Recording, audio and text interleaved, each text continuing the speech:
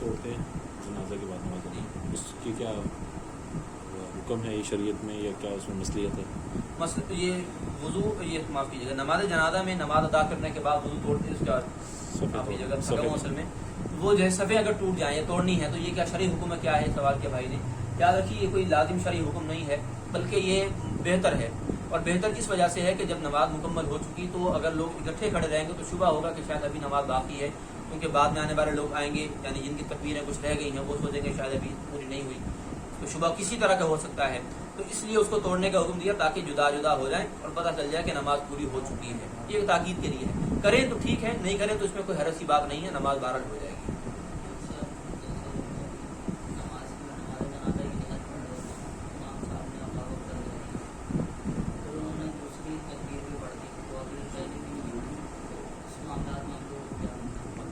آپ کا سوال سمجھا نہیں کہ پہلی تکبیر جو امام نے کہی مقتدی نے کہہ دی ہے.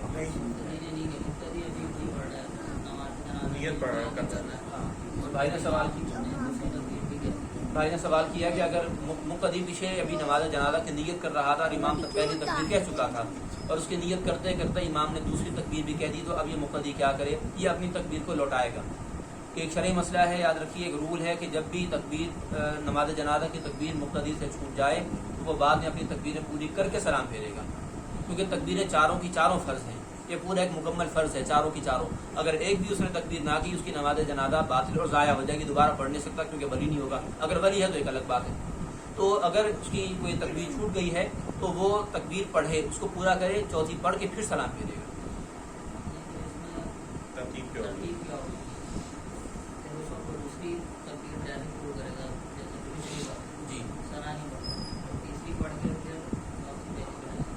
ہاں، جو تکبیر اس کی رہ گئی ہے اس کی ترتیب یہ ہوگی کہ جو اس نے امام کے ساتھ تکبیر کہی ہے وہ اسی ترتیب کی شمار ہوگی، اور وہ جو چوتھی اپنی آخر میں پڑھے گا چھوٹی ہوئی وہ پڑھتے ہی سلام پھیرتے، اس کے بعد اس کو پڑھنے کی حاجت نہیں ہے، اس کو پڑھنے کی حاجت نہیں ہے. بالکل نماز کی طرح ہے کہ جس طرح ہماری نماز میں یعنی عام نمازوں کے اندر ہماری قرات کی ترتیب الگ ہوتی ہے اور رکعت کی ترتیب الگ ہوتی ہے.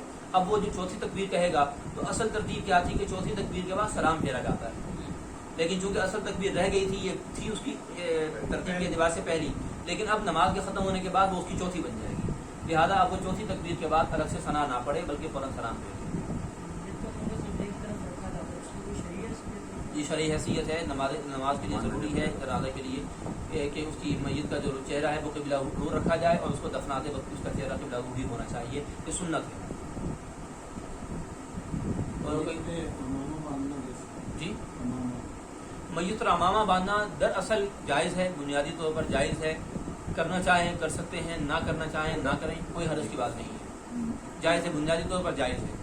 لیکن ہم ایک مشورے کے طور پر یہ عرض کرتے ہیں کہ جو کام عام طور پر مسلمانوں میں رائج نہ ہو، اگرچہ درست ہو، بنیادی طور پر درست ہو، عوام میں عام طور پر وہ رائج نہ ہو تو اس کام کو اس طرح شروع مت کیا جائے کہ اس سے پھر یہ ہوتا ہے کہ کیونکہ آج کا دور ایسا ہے کہ اس میں ہر ذہن بہت زیادہ مضطرب اور بے چین رہتا ہے. وہ کبھی بھی کوئی بھی نئی چیز دیکھے گا، خاص اس کو دنیا کے حوالے سے کوئی پریشانی نہیں ہوگی. ہمارا دور آج کا ایسا ہو چکا ہے کہ دنیا بھی کوئی بھی نئی چیز دیکھے گا اس کو فیشن کے طور پر اپنا لے گا، لیکن جو دین کی باتیں ہوتی ہیں اللہ معاف فرمائے اس سے متنفر ہونا شروع ہو جاتے ہیں اور کہتے ہیں کہ پتہ نہیں کیسے لوگ ہیں، کون لوگ ہیں. تو اس لیے بہتر یہ ہے کہ عوام کو سنت کے قریب لانے کے، دین کے قریب لانے کے لیے ہم ایسے کام نہ کریں جو صرف ایک جائز ہونے کی حد تک ہے. زیادہ سے زیادہ ہم اس کا اگر مرتبہ بیان کریں تو یہ مستحب کے درجے میں آئے گا، یعنی اچھی نیت سے کیا تو مباح اور جائز کام اچھی نیت سے مستحب ہو جاتا ہے. لہٰذا بہتر یہ ہے کہ ایسے کام سے بچایا جائے اپنے آپ کو، لیکن کر لیں تو شرعاً کوئی حرج کی بات نہیں ہے. جو یہ قبر پر اذان دینا ہے اس کو کیا کہیں گے؟ قبر پر جو قبر پہ اذان دیتے ہیں اس کو بھی مستحب ہی کہیں گے؟ یہ قبر پر اذان دینا مستحب ہے کیونکہ حدیث شریف پر عمل بھی بات کی کہ نیا جو کام ہوتا ہے اس پہ سے لوگ متنفر ہوتے ہیں. ہم نے عرض کیا اس میں نہیں آئے گا. اصل میں نئے کام سے مراد وہ ہے کہ جس کے پیچھے کوئی اصل موجود نہ ہو. نئے کام سے مراد جس کے پیچھے اصل موجود نہ ہو. اب چونکہ ہم نے آپ کو عرض کیا، حدیث شریف سے عرض کیا کہ آپ علیہ السلام نے اذان کے لیے مختلف مواقع بتائے ہیں کہ اگر اس خاص موقع کے لیے اس خاص نیت سے اگر وہ اذان دی جائے تو وہ مقصد پورا ہوتا ہے، اور یہ اسی مقصد کے تحت ہے. اور آپ کو ایک اور بات یہ عرض کریں کہ یہ کوئی پہلا موقع نہیں ہے، یعنی آج کل جو اذان دی جاتی ہے قبر سے کسی قبر پہ، تو یہ کوئی ابھی اس دور کا کام نہیں ہے، اس دور کی کا معمول نہیں، یہ ایک عرصے سے چلتا آ رہا ہے، بلکہ یہ ہم اس کو کہہ سکتے ہیں کہ یہ شروع سے چلتا آ رہا ہے. قبروں پر اذان دینا یا قبروں پر قرآن مجید کی تلاوت کرنا یا تلقین کرنا، یہ تینوں طرح کے کام شروع سے چلتے ہوئے آ رہے ہیں، یہ کوئی نیا کام نہیں ہے. ہاں، چونکہ لوگ یہ چاہتے ہیں کہ ہمیں قرآن مجید سے احادیث طیبہ سے دو ٹوک بالکل واضح الفاظ میں ملے، مینشن ہو، لوگ یہ چاہتے ہیں. ان کو نہیں پتا کہ دین اصل میں ہے، یعنی دین کو سمجھنا کیا ہے. اللہ نے صرف اتنا فرمایا ہے کہ قرآن مجید کو ہم نے پڑھنے کے لیے آسان کیا ہے، سمجھنے کے لیے آسان نہیں کیا. سمجھنے کے لیے آسان کیا ہوتا تو جس طرح الحمدللہ آج گلی گلی میں حفاظ کرام موجود ہیں، تو گلی گلی میں عالم بھی موجود ہوتے، مفتیان کرام موجود ہوتے. لیکن چونکہ دین کو سمجھنا اور ہے اور قرآن مجید کو سمجھنا اور پڑھنا اور ہے. اللہ نے پڑھنے کے لیے آسان کیا، سمجھنے کے لیے نہیں. تو لوگ یہ چاہتے ہیں کہ جو قرآن میں ہمیں ہر چیز واضح مل جائے، تو ہر چیز واضح قرآن مجید میں دو ٹوک واضح نہیں لکھی ہوتی. یہ علماء سمجھتے ہیں اور وہ اس کو پھر آگے بیان کرتے ہیں، اس بات اس کا کرتے ہیں. تو احادیث سے چونکہ اس کا ثبوت ہے اور یہ اس کی وجہ سے فوائد ہوتے بھی ہیں. بزرگوں کے مکاشفات بھی ہیں، جو بزرگوں کی بزرگی پر اور ان کے مکاشفات پر یقین رکھتے ہیں تو ان کے لیے تو کوئی حرج کی بات نہیں. جو نہیں رکھتے تو ان کو کم سے کم اتنا سمجھ لینا چاہیے کہ احادیث سے اس کی اصل موجود ہے.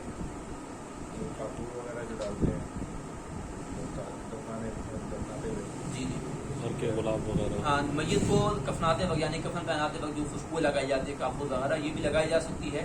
اس کو تو ہمارے ہمیشہ فقہائے اعظام نے بیان کیا، ہماری فقہی کتابوں میں اس کو ہمیشہ سے بیان کیا گیا. اس میں تو کوئی حرج کی بات نہیں. قبر میں بھی ڈالتے تھے گھر کے غلام وغیرہ حرج نہیں ہے رکھنے میں، یعنی قبر میں اگر ڈال دی جائے، رکھ دی جائے تو حرج نہیں ہے. لیکن اگر نہ کریں تو بھی کوئی بات نہیں، منع نہیں کیا جائے گا. باہر آپ کچھ پوچھ رہے تھے.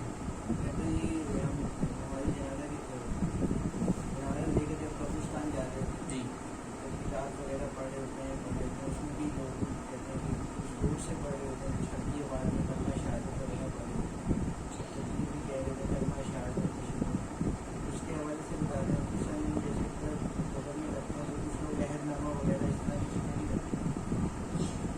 پہلی بات کریمہ شہادت کے حوالے سے انہوں نے پوچھی کہ جو لوگ پڑھتے ہیں، یاد رکھیے اس حوالے سے ایک اصلاح کی ضرورت ہے. وہ یہ ہے کہ ہمارے ہاں یہ ہوتا ہے کہ ایک بندے نے کلمہ شہادت اونچی آواز سے کہا، یعنی یہ لفظ کہا کلمہ شہادت، اب پیچھے لوگ پڑھنا شروع کرتے ہیں. ابھی ان کا پورا نہیں ہوا ہوتا، دوسری آواز آتی کلمہ شہادت، وہ پورا نہیں ہوتا، تیسری طرف سے آواز آتی ہے. اب ایک مرتبہ کلمہ شہادت پورا نہ ہوا تو اب لوگ بھی ایسے ہیں کہ وہ ادھورا چھوڑ کے دوسری مرتبہ پڑھیں گے. لوگوں کا بھی ہمارے ہاں ایک ایسا مزاج ہے کہ وہ اس پہلے والے جو پڑھ رہے ہیں اس کو چھوڑ کر وہ دوسری آواز جو آتی ہے اس کے پیچھے پڑھ کے پڑھنا شروع کر دیتے ہیں.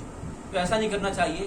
آواز دینے والوں کو بھی اور پڑھنے والوں کو بھی احتیاط کرنی چاہیے کہ جب ایک مرتبہ آواز دینے والے نے آواز دی تو اس کی آواز پر پورا پڑھیں، اور جو دوسری مرتبہ آواز دینے والا ہے وہ ان پڑھنے والوں کے پورا پڑھنے کے بعد دے.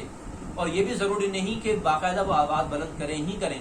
یعنی اس سے ہوتا کیا ہے، عوام تو ان چیزوں کی چونکہ بہت اہمیت دیتی ہے. ہمارے لوگ اہمیت دیتے ہیں کہ کلمہ طیبہ پڑھنا ثواب کی بات ہے، میت کے لیے سال ثواب ہو جائے گا، میت کو سکون ملے گا، ٹھیک ہے. لیکن اس کی وجہ سے بہت سارے لوگ حرج میں بھی مبتلا ہوتے ہیں. ابھی ایک بندے نے پڑھا ہی پڑھا ہے اور اس کو دوبارہ کر دیا جائے، چلے 2-3 مرتبہ چلتا ہے، لیکن یہ مستقل ایک پوری سیریز چلتی ہے، اسے اعتراض کرنا چاہیے. اور دوسری بات آپ نے کیا پوچھی، عہد نامہ وغیرہ، کچھ بھی پڑھ سکتے ہیں. ہاں، یہ کوئی ایسا ضروری لازم نہیں ہے، ہارڈ اینڈ فاسٹ رول نہیں ہے. کچھ بھی کلمہ طیبہ پڑھ سکتے ہیں، درود شریف پڑھ سکتے ہیں، استغفار پڑھ سکتے ہیں. اور بہتر یہی ہے کہ جو جنازے کو دفنانے کے لیے شریک ہیں، ساتھ جا رہے ہیں، وہ درود شریف استغفار پڑھتے رہیں اور خود بھی ثواب پاتے رہیں اور میت کو بھی اس کا ثواب ایصال کرتے رہیں. رہی بات عہد نامہ وغیرہ کی، تو یاد رکھیے عہد نامہ اصل میں رکھا جاتا ہے اس سے امید کے ساتھ اللہ تعالیٰ کی رحمت کے لیے کہ اللہ تعالیٰ ان مقدس کلمات کی وجہ سے اس بندے کی بخشش کر دے گا، عذاب میں کمی کر دے گا یا بالکل معاف کر دے گا. اور اس کی اصل باقاعدہ صحابہ کرام علیہم رضوان کے عمل سے موجود ہے، ہمیں پتہ ہے، یعنی کتابوں میں لکھی ہوئی ہے باقاعدہ بات.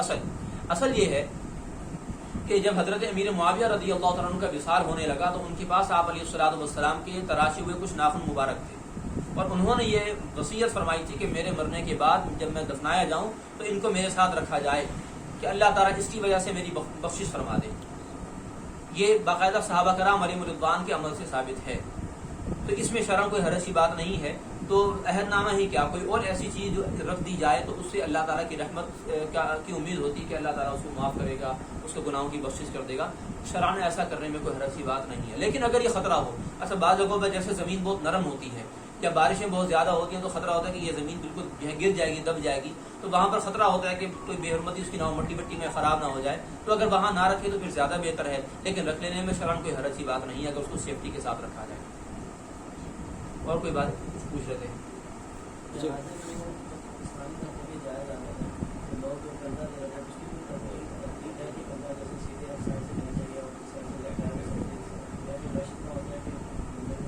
اصل تو اس کی کوئی یعنی کوئی وہ لازم و ضروری معاملہ نہیں ہے کہ کندھے دینے کی ترتیب کیا ہے. دائیں طرف سے دینا چاہیں تو بھی دے سکتے ہیں, بائیں طرف سے دینا چاہیں تو بھی دے سکتے ہیں. اصل میں بہت ساری باتیں ایسی ہیں کہ وہ مستحب ہیں لیکن بہت مطلب ایک عام درجے کی ہیں وہ مستحب, تو اس کو پھر بیان کرنے سے بھی یہ اندیشہ ہوتا ہے کہ عوام ان چیزوں کو بہت زیادہ لازم سمجھ لیتی ہے. تو یہ کرنے کو کوئی ایسے ضروری نہیں ہے کہ بھئی یہ اس ڈائریکشن سے پہلے اس ڈائریکشن میں بعد میں, یا پاؤں سے پہلے تو سر سے بعد میں, یہ ایسا کوئی ضروری لازم نہیں ہے. نماز جنازہ اسی طرح کا ہی ہوتا ہے جس طرح ہم پڑھتے ہیں, پہلے ثنا پھر درود شریف اور اس کے بعد دعا. جی اس کے علاوہ اور بھی کچھ حدیث سے ہے کہ کسی اور, یعنی کہ اس میں کچھ بلند آواز میں امام کچھ پڑھتا بھی ہے؟ اس بارے میں چونکہ ٹائم کافی ہو گیا تو آپ کو انشاءاللہ اگلے درس میں آپ بیان کریں گے کہ نماز جنازہ میں جو معمول ہیں, یعنی ثنا پڑھنا, درود شریف کی دعا, اس کے علاوہ کچھ اور پڑھنا اونچی آواز سے یا آہستہ آواز سے, اس کی کیا شرعی حیثیت ہے. آپ کو بس مختصراً اتنا بتا دیں کہ احناف کے نزدیک ایسا کرنا جائز نہیں ہے, اور اس کی وجہ یہ ہے کہ سورہ فاتحہ کی قرأت نماز کے ساتھ خاص ہے, یعنی جو باقاعدہ نماز کہلاتی ہے رکوع اور سجدے والی, یہ رکوع سجدے والی نماز نہیں ہے, اس لیے اس میں پڑھنا مشروع نہیں ہے, نہیں پڑھی جائے گی, خلاف سنت ہوگی. اور جو باقی فقہی مذاہب ہیں یعنی اہل سنت کے ان میں ایک ایسے خاص طور پر امام شافعی جو پڑھتے ہیں اور ان کا فتویٰ یہی ہے. لیکن اس کے بارے میں احادیث کا جواب کیا ہے, ہمارے پاس کیا اس کے دلائل ہیں, اس کے کیا جوابات ہیں, انشاءاللہ آپ کو اگلے درس میں اس کے بارے میں بیان کریں گے. ٹھیک ہے جی, ہم علیہ البلاغ.